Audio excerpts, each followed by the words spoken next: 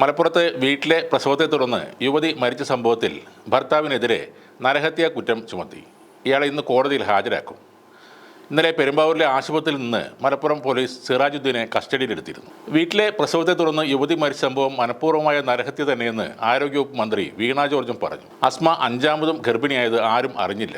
ആശാവർക്കർമാരോട് പോലും കള്ളം പറഞ്ഞെന്ന് പ്രാഥമിക അന്വേഷണത്തിൽ കണ്ടെത്തിയെന്നും ആരോഗ്യമന്ത്രി പറയുന്നു. കേരളത്തിൽ 1 ലക്ഷം പ്രസവം നടക്കുമ്പോൾ 19 അമ്മമാരാണ് മരണപ്പെടുന്നത്. 19ലേക്ക് എത്തിയത് വലിയ ഒരു പ്രയത്നത്തിലൂടെയാണെന്നും മന്ത്രി പറഞ്ഞു. കഴിഞ്ഞ ദിവസമായിരുന്നു മലപ്പുറം ചട്ടിപ്പറമ്പിലെ വാടക വീട്ടിൽ അസ്മ ഒരു ആൺകുഞ്ഞിന് ജന്മം നൽകിയത്. അസ്മയുടെ 5ാമത്തെ പ്രസവമായിരുന്നു അത്. പ്രസവ സമയത്ത് തന്നെ അസ്മ അസ്വസ്ഥത പ്രകടിപ്പിച്ചിരുന്നു. എന്നാൽ ആശുപത്രിയിൽ എത്തിച്ച് വേണ്ട ചികിത്സ നൽകാൻ ഭർത്താവ് സിറാജുദ്ദീൻ തയ്യാറായില്ല. കുഞ്ഞിന് ജന്മം നൽകിയതിന് പിന്നാലെ അസ്മ മരണത്തിന് കീഴടങ്ങി. യുവതിയുടെ മരണം അതിദാരുണമെന്നാണ് പോസ്റ്റ്മോർട്ടം റിപ്പോർട്ട് പറയുന്നത്.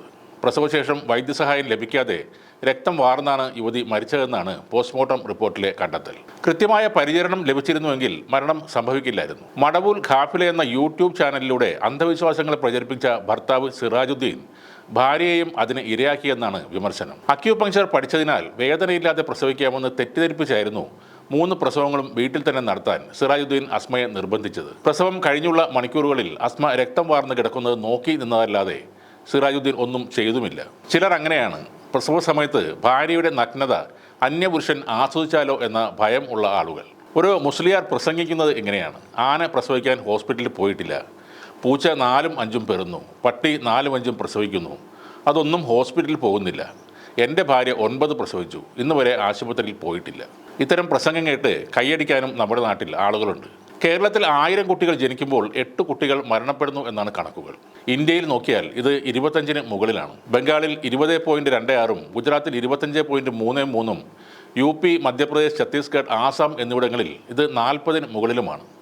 അതായത് 1000 പ്രസവം നടന്നാൽ 40-ന് മുകളിൽ കുട്ടികൾ മരിച്ചു പോകുന്നു. അമേരിക്കയിൽ ഇങ്ങനെയുള്ള ശിശുമരണ നിരക്ക് 5.6ആണ്. സൗദിയിൽ 5.55ആണ്.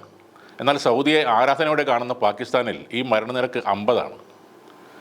കൃത്യമായ മെഡിക്കൽ സപ്പോർട്ടോ ആശുപത്രികളിലെ ലഭ്യതക്കുറവോ എല്ലാമാണ് ശിശുമരണ നിരക്കിൻ്റെ മുഖ്യ കാരണം. ചിലയിടത്ത് ദാരിദ്ര്യവും ഒരു കാരണമാണ്. മലപ്പുറത്ത് സ്ഥിരതാമസമാക്കിയ ഉസ്താദ് കാരണം അയാളുടെ ഭാര്യയ്ക്ക് പ്രസവം വീട്ടിൽ നടത്തേണ്ടി വരികയും മരണം സംഭവിക്കുകയും ചെയ്തു എന്ന് കരുതി മലപ്പുറത്ത് ഇത്തരത്തിൽ മരണം കൂടുതലാണെന്ന ഒരു വാദവുമുണ്ട്. അത് തെറ്റാണ്. സർക്കാരിൻ്റെ കണക്കുകൾ അനുസരിച്ച് തിരുവനന്തപുരവും കോഴിക്കോടുമുള്ള ശിശുമരണ നിരക്ക് സംസ്ഥാനത്തെ ആവറേജിനേക്കാൾ മുകളിലാണ്. സംസ്ഥാനത്ത് ശിശുമരണ നിരക്ക് ഏറ്റവും കുറവുള്ള ജില്ല കൊല്ലമാണ്. ഏറ്റവും കുറഞ്ഞ ശിശുമരണ നിരക്കുള്ള ജില്ലകളിൽ ഒന്നാണ് മലപ്പുറം. മലപ്പുറത്തെ നിരക്ക് 3.04ആണ്. ഏറ്റവും കുറഞ്ഞ കൊല്ലത്ത് 1.38ആണ്. പലപ്പോഴും വീട്ടിൽ പ്രസവം നടത്താൻ ആഹ്വാനം ചെയ്യുന്നവർ മീശ ഷേവ് ചെയ്ത് കളഞ്ഞ ചില ആളുകളാണ്. അവർ മീശ മാത്രമല്ല, കൂട്ടത്തിൽ തലച്ചോർ കൂടെ കളഞ്ഞ ആളുകളാണ്. ഇത്തരം ആളുകളെ അകറ്റി നിർത്തുക.